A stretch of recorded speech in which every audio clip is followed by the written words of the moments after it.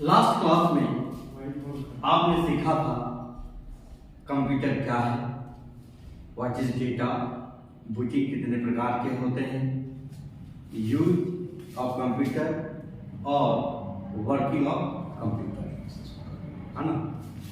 आज के सेशन में हम लोग जानेंगे यूज ऑफ कंप्यूटर के बारे में। कंप्यूटर का यूज क्या क्या होता है।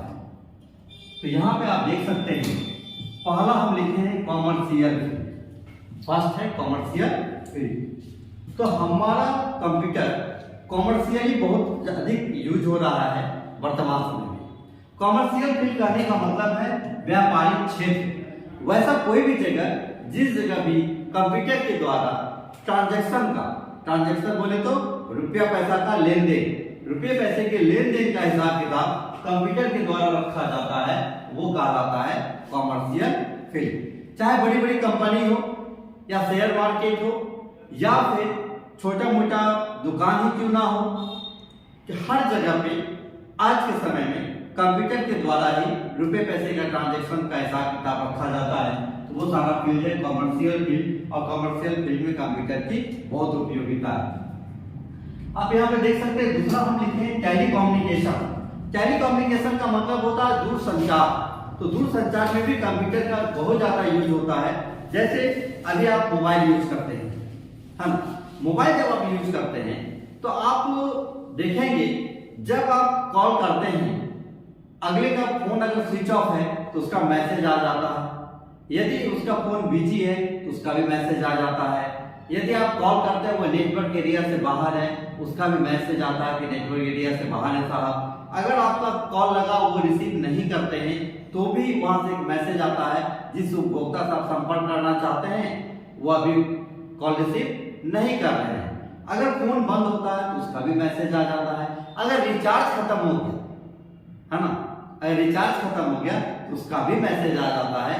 ये सारे जो मैसेजेस आते हैं वो आता कैसे है, तो उसमें कॉमर्शियल फील्ड में हमारा कंप्यूटर ही तो करता है। नहीं तो एक आदमी को मैसेज देने के लिए 7-8 लोगों को बैठना पड़ेगा, जो बहुत मुश्किल काम है। तो जितना कानून है उससे बड़ा ज्यादा झुंझुना हो जाएगा। तो ये जो टेलीकम्युनिकेशन है इसमें बहुत ज्यादा उपयोगिता है। आप देख सकते हैं किसी भी नंबर को आप डायल करते हैं, जिन किया डायल कर दिए, डायल करने के बाद अगर वो नंबर गलत है तो कुछ सेकंड में आपको मैसेज मिल जाता है कि आपके द्वारा डायल किया गया नंबर गलत है, कृपया नंबर की जांच करें। उसी तरह से ये सारा का सारा काम कॉमर्शियल फील्ड में हमारा कंप्यूटर के द्वारा होता है। नेक्स्ट है मेडिकल। मेडिकल में आप सुने होंगे अल्ट्रासाउंड के बारे में। अल्ट्रासाउंड से क्या होता है ना कि आपके पेट के अंदर जो भी गड़बड़ी होता है, जो भी प्रॉब्लम होता है, सबका रिपोर्ट पता चलता है मेडिकल फील्ड में अल्ट्रासाउंड से। एक होता है सीटी स्कैन। सीटी स्कैन भी सुने होंगे, जो आपके दिमाग का स्कैन करता है, पूरा ब्रेन को स्कैन करता है और ब्रेन में कहाँ पे क्या प्रॉब्लम है वो सब बताता है। एमआरआई होता है, ये सब काम कंप्यूटर से होता है।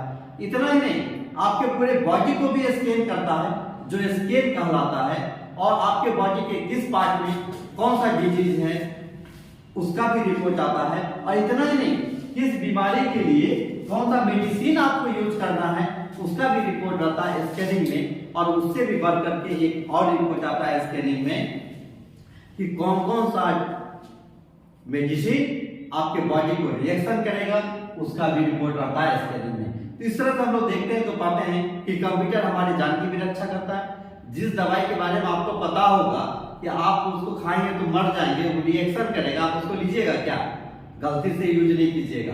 तो कंप्यूटर हमारी जान की भी रक्षा कर रहा है, हमको पहले एडवांस में बता रहा है कि दवाई मत खाना, रिएक्शन कर जाएगा, कुछ भी हो सकता है। तो कंप्यूटर हमारे जान की भी रक्षा करता है। नेक्स्ट आते हैं हम लोग एजुकेशन में। तो वर्तमान समय में दो तरह का एजुकेशन का सिस्टम चल रहा है, एक है ऑनलाइन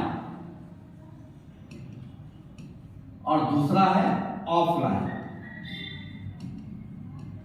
कोरोना कुछ दिया चाहे नहीं दिया, ऑनलाइन तो दे ही दिया। तो अब यहाँ पर देखिए, हमारा जो कंप्यूटर है एजुकेशन के क्षेत्र में भी कंप्यूटर की काफी उपयोगिता होती है, ऑनलाइन मोड में भी और ऑफलाइन मोड में। जैसे मान लीजिए कोई बुक आपको पढ़ना है और आपके पास अवेलेबल नहीं है, तो आप नेट खोलते हैं, बुक को सर्च करते हैं, बुक मिल जाता है, आप आराम से पढ़ाई कर सकते हैं। अभी हम जो आप लोगों को बता रहे हैं, पढ़ा रहे हैं, सिखा रहे हैं, तो अगर एक क्लासरूम होता तो क्लासरूम में 40-50 बच्चे ही बैठ पाते, लेकिन ये ऑनलाइन के माध्यम से एक बार में हजारों लोग एक बार में एक साथ जुड़ सकते हैं और इसकी पढ़ाई कर सकते हैं। तो ये हो गया ऑनलाइन एजुकेशन में कंप्यूटर की उपयोगिता है। ऑफलाइन में अगर आप किसी कंप्यूटर इंस्टीट्यूट में जाते हैं तो वहां पे जब आप देखते हैं कंप्यूटर सिखाया जाता है, अगर उस इंस्टीट्यूट से सारा का सारा कंप्यूटर हटा दिया जाए तो क्या आप कंप्यूटर का कोर्स कर लेंगे? बिल्कुल नहीं। तो ऑफलाइन में भी कंप्यूटर की उपयोगिता होती है। इतना ही नहीं, अब तो बड़े बड़े शहरों में प्रत्येक क्लासरूम में यही वाला स्मार्ट बोर्ड लगा हुआ है, इसी से पढ़ाई होता है। और इससे जो पढ़ाई होती है वो सब कैसे होता है? तो लैपटॉप लगाना पड़ता है, कंप्यूटर से जोड़ना पड़ता है। तो कंप्यूटर का उपयोगिता ऑनलाइन और ऑफलाइन दोनों तरह के एजुकेशन में होता है। नेक्स्ट है पुलिस स्टेशन। अब आप पुलिस स्टेशन जाते हैं, पुलिस स्टेशन में कंप्यूटर की क्या उपयोगिता है भाई? तो आप लोग देखे होंगे CID एक सीरियल आता है ना, उसमें किसी भी लोगों का अगर फिंगरप्रिंट्स मैच कराना हो तो पहले के समय में बहुत सारे लोगों का फिंगरप्रिंट्स लोग लेके रखते थे और एक एक करके मैग्नीफाइंग ग्लास लगा के ऐसे करके चेक करते थे, और जिससे भी फिंगरप्रिंट्स मैच करता था तो फिर वो पकड़ाता था। लेकिन अभी क्या है, सब लोगों का भारत में आधार कार्ड बना हुआ है, आधार कार्ड है ना सबका, सब लोगों का आधार कार्ड बना हुआ और सबका फिंगरप्रिंट सरकार के पास अपलोडेड है। अब अगर फिंगरप्रिंट्स को मैच कराना होगा तो फिंगरप्रिंट्स लेके कंप्यूटर में डाला जाएगा और वो कंप्यूटर कुछ सेकंड में वो पूरा का पूरा सर्च करके बता देगा ये फिंगरप्रिंट्स हमारा किस लोगों का है, किसका फिंगरप्रिंट्स है, उसका नाम, पता, ठिकाना, पूरा इतिहास, भूगोल, नागरिक सब कुछ आ जाएगा, है ना। दूसरा, पुलिस स्टेशन में एक और यूज होता है। आप देखते हैं पुलिस स्टेशन में कि कोई अपराधी है, अपराध करके चला गया तो आप उसको देख लिए, लेकिन आप कोई स्केच मास्टर तो है नहीं जो उसका फोटो आप बना लेंगे। तो एक एक्सपर्ट आपके साथ बैठता है और आपसे पूछता है वो जो अपराधी था कैसा था, कैसा उसका फेस था, गोल था, लंबा था, हेयर स्टाइल कैसा था, मूंछ था कि नहीं था, ये तरह तरह का क्वेश्चन आपसे पूछ करके वो एक स्केच को ड्रॉ करते हैं। और स्केच को ड्रॉ करने के बाद आपके दिमाग में जो फोटो है और आपके कंप्यूटर स्क्रीन पे जो फोटो है दोनों अगर मैच कर गया मतलब अपराधी की पहचान हो गई, उसका स्केच तैयार हो गया। एक और बहुत महत्वपूर्ण चीज है पुलिस स्टेशन के क्षेत्र में, एक होता है CCTNS का फुल फॉर्म होता है crime control tracking network system. इस CCTNS के द्वारा पूरे ऑल ओवर इंडिया का सारा थाना, एक थाना दूसरे थाना से जुड़ा हुआ है। किसी भी थाना में अगर कोई अपराध होता है और वो अपराधी किसी दूसरे थाना के अंतर्गत का होता है या किसी अन्य स्टेट का होता है तो यहाँ से बैठ के ही सर्च कर लिया जाता है CCTNS के माध्यम से कि वो अपराधी वास्तव में अपराधी है, उसके नाम से पहले से कोई केस दर्ज है या फिर ये उसका पहला अपराध है। तो इस तरह से पुलिस स्टेशन में भी कंप्यूटर की काफी उपयोगिता होगी। अब हम बात करते हैं ब्यूटी सैलून का। तो आप सैलून में जाते हैं हेयर कटिंग करवाने, बाल कटवाने के लिए, तो वहां पे आप देखते हैं बहुत सारा हेयर स्टाइल का फोटोग्राफ्स लगा होता है। उसमें जिस हेयर स्टाइल का आप सेलेक्ट करते हैं उसी में आपके बाल का कटिंग कर दिया जाता है। तो यहाँ पे ब्यूटी सैलून में भी कुछ इसी तरह का उपयोगिता है। लेकिन अब क्या है कि पहले आप फोटो देखें और फोटो देख करके बोले कि भाई यही स्टाइल में हमारा बाल काट लो, लेकिन जब वो बाल का कटिंग कर देता है तो कभी कभी आपको पछताना भी होता है, लगता है नहीं ये स्टाइल हमारा सही नहीं है, पहले थे पहले ज्यादा सुंदर लगते थे, ये अच्छा नहीं है। लेकिन अब आपको पछताना बिल्कुल नहीं होगा। अब आपके फोटो को कंप्यूटर में डाला जाएगा और वहां पे अलग अलग टाइप का हेयर स्टाइल सेट करके आपको दिखा दिया जाएगा और जिस हेयर स्टाइल में आप ज्यादा स्मार्ट लगेंगे उसी हेयर स्टाइल में आपके बाल का कटिंग कर दिया जाएगा। इस तरह से ब्यूटी सैलून में भी कंप्यूटर की काफी उपयोगिता होती है। एक और बात, जैसे सपोज कीजिए हम यहाँ पे मूछ रखे हुए हैं, अगर हम चाहते हैं हमारा मूंछ नहीं होता तो हम कैसे देखते? तो इसके लिए क्या ऑप्शन है? इसको हमको क्लीन कराना पड़ेगा और हम क्लीन कराना चाहते नहीं है, अगर खराब लगा तो और दिक्कत है। तो अब क्या किया जाएगा? हम अपने फोटो को कंप्यूटर में डालेंगे, अब फोटो में जो मूंछ बना हुआ है उसको इरेज कर देंगे, हटा देंगे। अब हम अपने आप को देख सकते हैं कि अगर हमारा मूंछ नहीं होता, क्लीन शेप होता तो हम कैसे दिखते। इस तरह से ब्यूटी सैलून में भी वर्तमान समय में कंप्यूटर की काफी उपयोगिता है। आगे है टिकट रिजर्वेशन। अब टिकट रिजर्वेशन की हम बात करते हैं। जैसे सपोज कीजिए, आप सभी लोग जानते हैं आजकल कंप्यूटर से ही टिकट कटता है, ऑनलाइन टिकट बुकिंग होता है। तो ऑनलाइन टिकट में ट्रेन का हो, प्लेन का हो, कैब का हो, बस का हो और रैपिडो का हो, सब तरह का टिकट हम बुक कर सकते हैं। इतना ही नहीं, हम एडवांस बुकिंग कर सकते हैं। एडवांस, और ट्रेन की अगर हम बात करें तो ट्रेन का टिकट तो 4-4 महीना पहले हम बुक कर सकते हैं। इतना ही नहीं, जब हम वापस आएंगे उसका भी टिकट आप यहाँ से ही बुक करके जा सकते हैं। तो इस तरह से टिकट रिजर्वेशन की अगर बात करें तो प्लेन, बस, ट्रेन, रैपिडो, सब तरह कैब, सब तरह के टिकट को हम लोग बुक कर सकते हैं। और अगर कंप्यूटर नहीं होता ये सुविधा हम लोगों को करते ही नहीं मिलता। आगे है ऑनलाइन शॉपिंग। अब ऑनलाइन शॉपिंग के बारे में क्या बताऊं? आप जितने लोग हैं सब लोग कभी कभी ऑनलाइन शॉपिंग किए ही होंगे, तो ऑनलाइन शॉपिंग में भी कंप्यूटर की उपयोगिता है। अब मान लीजिए आपको एक साड़ी लेनी है फॉर एग्जाम्पल, तो बनारस का साड़ी बहुत ज्यादा फेमस है, तो अगर वो लेना है तो आपको बनारस जाना पड़ेगा।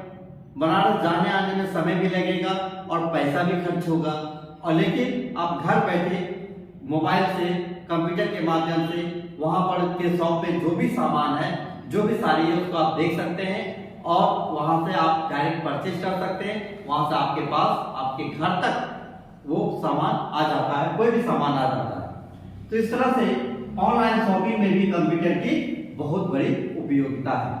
अब हम बात करेंगे इंटरटेनमेंट का। इंटरटेनमेंट का मतलब होता है मनोरंजन, है ना। आप फिल्म देखते हैं क्यों? मनोरंजन के लिए। रील्स देखते हैं क्यों? मनोरंजन के लिए। रील्स देखते क्या बनाते भी हैं, है ना। आप गेम खेलते हैं क्यों? मनोरंजन के लिए। और इन तमाम चीज को हम अपने कंप्यूटर के साथ कर सकते हैं। आगे वीडियो मिक्सिंग। वीडियो मिक्सिंग भी कर सकते हैं।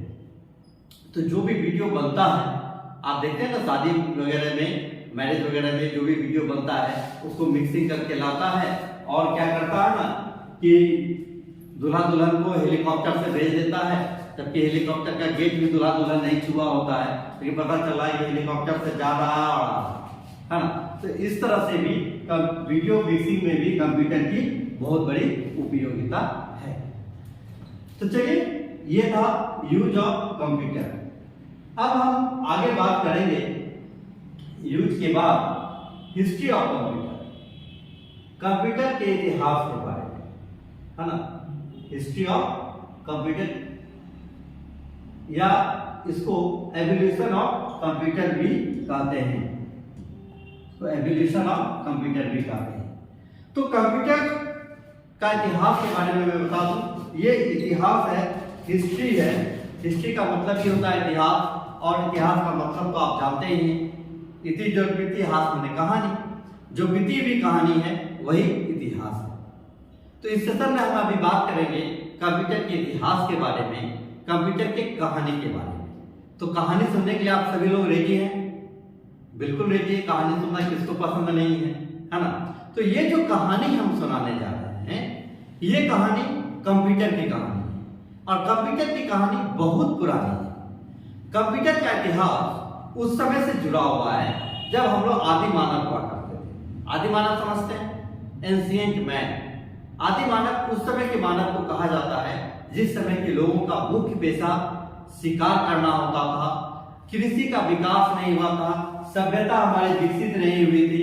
उस समय के कंप्यूटर को हम लोग, उस समय के लोगों को हम लोग आदि मानव कहते हैं। और नुकीला नुकीला टाइप का पत्थर होता था, पत्थर का हथियार होता था, उसी से जानवर को मार के उसी का कच्चा मांस खाते थे, उस समय से हम के लोगों को आदि मानव कहा जाता है। और हमारे कर्वेचर की कहानी बहुत पुरानी है।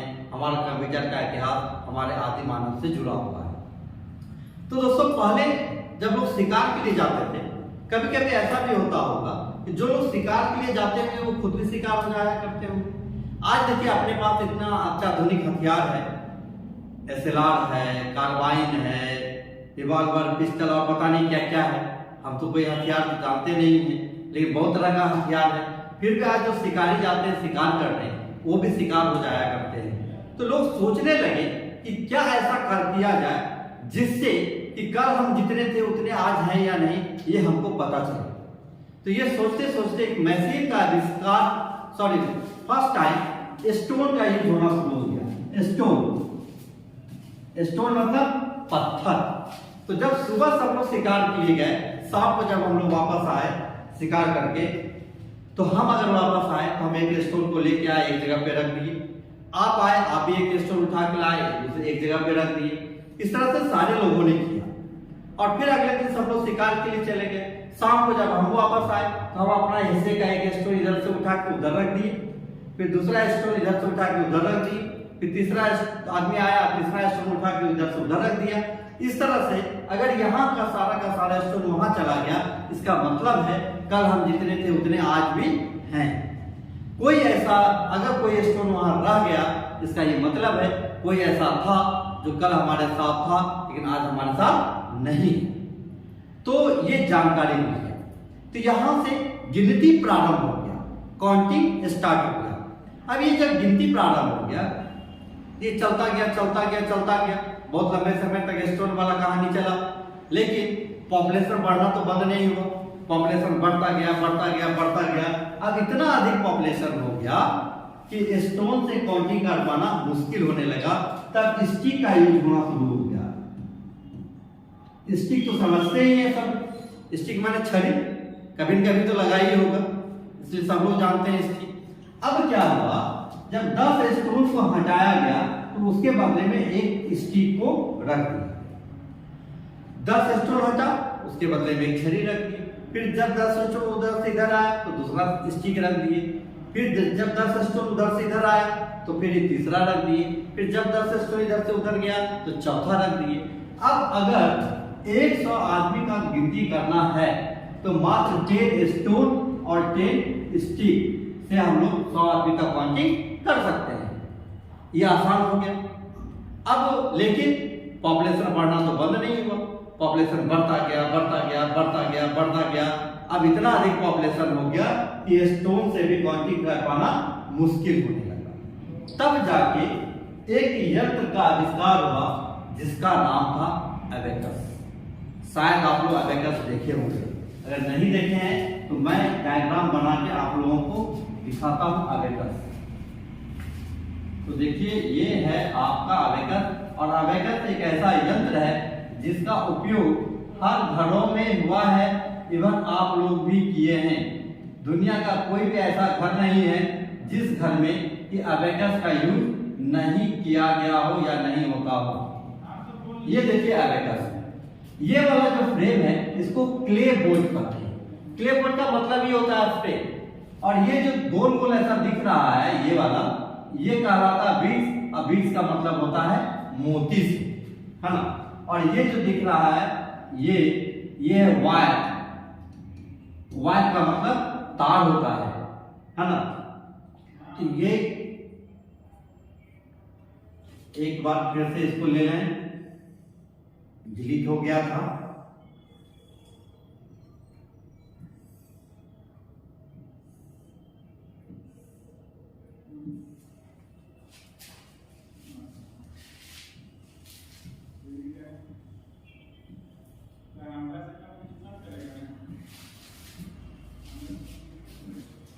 है ना।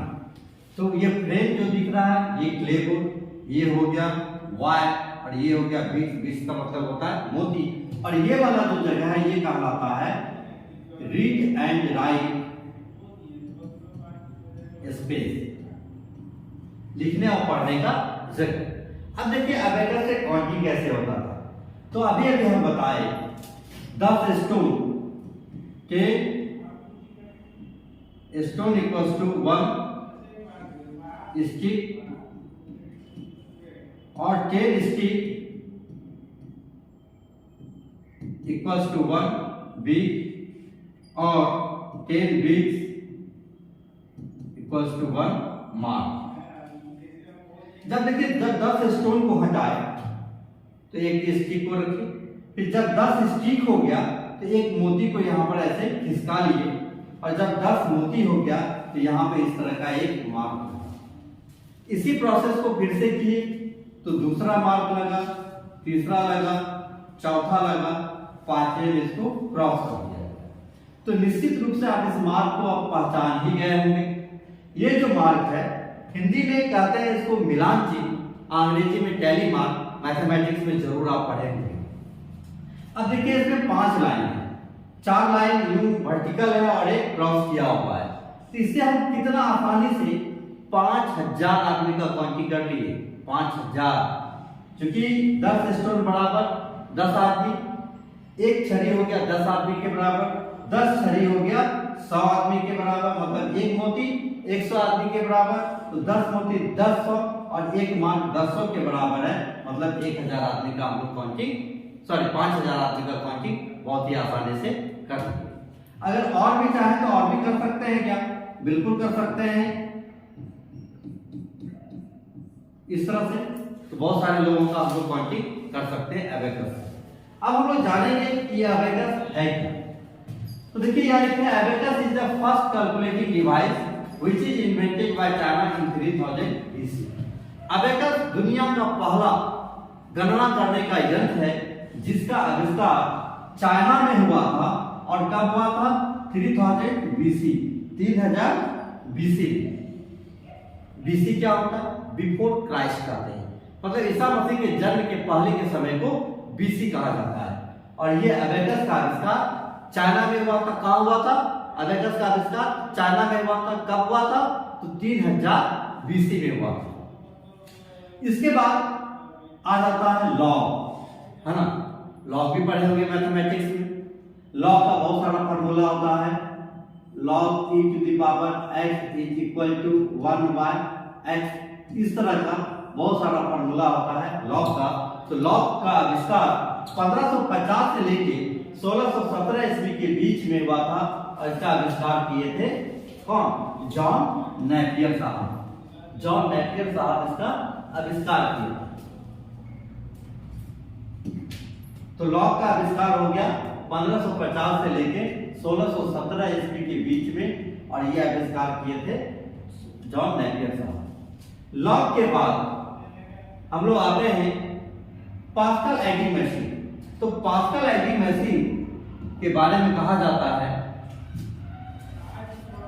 पास्कल एडी मशीन का आविष्कार डेवलप किया गया था ब्लेज पास्कल के द्वारा 1642 में। तो पास्कल साहब के बारे में कहा जाता है कि ये कोई वैज्ञानिक नहीं थे। ये इनके जो फादर थे वो टैक्स कलेक्टर है ना, टैक्स को वसूल के लाते थे और रोज शाम को कह दिया करते थे इसका हिसाब किताब करो। और मात्र ब्लेज पास्कल साहब 16 साल की उम्र में ही पास्कल एडी मशीन का आविष्कार कर दिए थे, मात्र 16 साल की उम्र में। और चूंकि शाम का टाइम तो खेलने का होता है, आप भी जब खेलने के लिए जा रहे हैं या कोई पर्सनल काम से आप जाते हैं, उधर से आपके पापा आते कहते अरे कहाँ चला, पहले ही काम कर दो तब जाना। उस समय आपको कैसा महसूस होता है आप अंदाजा लगा सकते हैं। बुरा तो लगता है, लेकिन हम लोग ये नहीं कर सकते कि काम को नहीं करेंगे तो करना है। जब करना है दिमाग में एक ही बात चलता है, इस काम को कितना जल्दी से जल्दी हम कंप्लीट करें और हम यहाँ से निकल जाए, ये सोचते। तो ऐसा ही कुछ हमारे ब्लेज पास्कल साहब भी सोचा करते थे कि कितना जल्दी से जल्दी इस काम को निपटाएं और निकल जाए। ये सोचते सोचते इन्होंने एक मशीन का आविष्कार कर दिए थे जिसका नाम रखा गया था पास्कल एडी मशीन। अगला चीज है, पास्कल एडी मशीन के बाद एक वैज्ञानिक आ गए डिफरेंशियल इंजन को लेके। तो differential engine differential engine was developed by Charles Babbage. Charles Babbage का तो नाम आपने सुना ही होगा 1822 में। तो डिफरेंशियल इंजन का आविष्कार सर चार्ल्स बेबेज साहब के द्वारा किया गया था 1822 में। इसके बाद एक और इंजन इन्होंने बनाए थे जो एनालिटिकल इंजन के नाम से जाना जाता है, और एनालिटिकल इंजन को भी सर चार्ल्स बेबेज साहब ही बनाए थे 1833 ईस्वी में। तो ये सर चार्ल्स बेबेज को हम लोग फादर ऑफ कंप्यूटर के नाम से जानते हैं, लेकिन वास्तविकता क्या है मैं आपको चर्चा में बताऊंगा कि चार्ल्स बेबेज साहब क्या किए थे, क्यों इनको फादर ऑफ कंप्यूटर कहा जाता है, जबकि इनके मरने के बहुत सालों के बाद लगभग 100 साल प्लस हो जाने के बाद कंप्यूटर का आविष्कार हुआ था, लेकिन फिर भी सर चार्ल्स बेबेज को ही फादर ऑफ कंप्यूटर कहा जाता है। क्यों कहा जाता है ये मैं आगे बताऊंगा। आगे आप देख सकते हैं एक मशीन और बन गया, टैबलेटिंग मशीन। यहाँ पे आप देख सकते हैं tabulating machine. TNC was developed by Herman Hollerith. एक वैज्ञानिक थे जिनका नाम था हर्मन हॉलरिच, और ये 1885 ईस्वी में इसका आविष्कार किए थे हर्मन हॉलरिच साहब। इसका नाम था टैबलेटिंग मशीन। ये जो टैबलेटिंग मशीन है पहला ऐसा मशीन था जो इलेक्ट्रॉनिक था, जो इलेक्ट्रिक से चलने वाला पहला डिवाइस था टैबलेटिंग मशीन। और इसके कारण इस मशीन का डिमांड पूरे ऑल ओवर वर्ल्ड में बहुत अधिक हो गया, और इतना अधिक हो गया कि हर्मन हॉलरिच साहब को अपनी एक कंपनी खोलनी पड़ गई, और वो अपने कंपनी का नाम रखे थे टीएनसी। और टीएनसी का फुल फॉर्म होता है tableting machine company. Tableting machine company, tableting machine company की स्थापना भी हमारे हर्मन हॉलरिच साहब के द्वारा ही किया गया। अब देखिए आता है 7वें नंबर पे कंप्यूटर। अब आ गए दो वैज्ञानिक। अभी तक अकेले अकेले लोग लड़ रहे थे, जद्दोजहद कर रहे थे। अब दो लोग आ गए, एक जेसी मॉसले और दूसरा आर्टिकट। ये साहब जी आते हैं 1946 में, 1946 में, और कंप्यूटर का आविष्कार 1946। आप भारत के नागरिक हैं तो भारत जो आजाद हुआ था 1947 में हुआ था। हमारा भारत आजाद होने से ठीक एक साल पहले कंप्यूटर का आविष्कार हुआ था, और वो कंप्यूटर का नाम था ENIAC, ENIAC। इसके बारे में भी और हम आगे विस्तार से चर्चा करेंगे। अभी आप देख सकते हैं तो कंप्यूटर का आविष्कार में किनका हाथ था, तो मॉसले और इकर्ट का हाथ था। लेकिन यहाँ पे थोड़ा सा कंट्राडिक्शन है, इस चीज को समझना जरूरी है। मॉसले और इकर्ट साहब में थोड़ा झगड़ा होता, तो कहा जाता है ना जब दो आदमी झगड़ता तो तीसरे को फायदा होता। मॉसले साहब का कहना था कंप्यूटर का आविष्कार हम किए हैं, इससे सारा क्रेडिट हमको जाना चाहिए। लेकिन इकर्ट साहब बोले कि नहीं, अगर हम आपको मदद नहीं करते तो आप अकेले कंप्यूटर का आविष्कार नहीं कर सकते थे, इसलिए जितना अधिकार आपको है उतना ही हमको भी है। तो अब दोनों में हो गया झगड़ा। तो बड़े लोगों की बड़ी बात, एक ज्यूरी बैठी। ज्यूरी के मेंबर को कहा गया कि आप लोग जांच करके बताइए कि कंप्यूटर जो बना है, ये कंप्यूटर बनाया किसने, मॉसले साहब या इकर्ट साहब ने। तो वो जब जांच करना शुरू किए तो पता चला कि ना मॉसले साहब कुछ किए हैं, ना इकर्ट साहब कुछ किए हैं। आज जिस कंप्यूटर का हम लोग उपयोग करते हैं वो कंप्यूटर तो सर चार्ल्स बेबेज साहब बना के गए थे। उसका जो थ्योरी है, जिस थ्योरी पे आज हमारा कंप्यूटर काम करता है, वो थ्योरी लिख के गए थे सर चार्ल्स बेबेज साहब। इसलिए सर सारा का सारा क्रेडिट चला गया सर चार्ल्स बेबेज को, और सर चार्ल्स बेबेज को फादर ऑफ कंप्यूटर के नाम से हम लोग जानते हैं। तो इस तरह से आप देख सकते हैं कि कब थे हम लोग, आदि मानव थे, अब बढ़ते बढ़ते बढ़ते बढ़ते आ गए यहाँ पे 20वीं शताब्दी में। तो 20वीं शताब्दी का सबसे बड़ा आविष्कार या अब तक का सबसे बड़ा आविष्कार कंप्यूटर है। तो ये था आज के सेशन में कंप्यूटर, हिस्ट्री ऑफ कंप्यूटर। अगले सेशन में हम लोग बात करेंगे जनरेशन ऑफ कंप्यूटर, है ना, कंप्यूटर का जनरेशन के बारे में। तो इस सेशन में हमसे, चूंकि लंबा वीडियो हो जा रहा है, तो हम चाहेंगे आज का इस सेशन को हम यहीं पे समाप्त करते हैं। अगले सेशन में हम आपसे मिलेंगे जनरेशन ऑफ कंप्यूटर के साथ, कि कंप्यूटर का जनरेशन क्या है और किस तरह से हमारा कंप्यूटर का जनरेशन पीढ़ी दर पीढ़ी आया है और बढ़ा है। तो हमारे चैनल को जरूर आप अगर नए हैं तो सब्सक्राइब कर लीजिए, शेयर करिए और लाइक करना तो गलती से ही मत भूलिए, क्योंकि वीडियो बनाने में काफी मेहनत लगता है और आपके साइड से बस सिर्फ और सिर्फ एक शेयर और एक लाइक का हम उम्मीद करते हैं। बहुत बहुत धन्यवाद।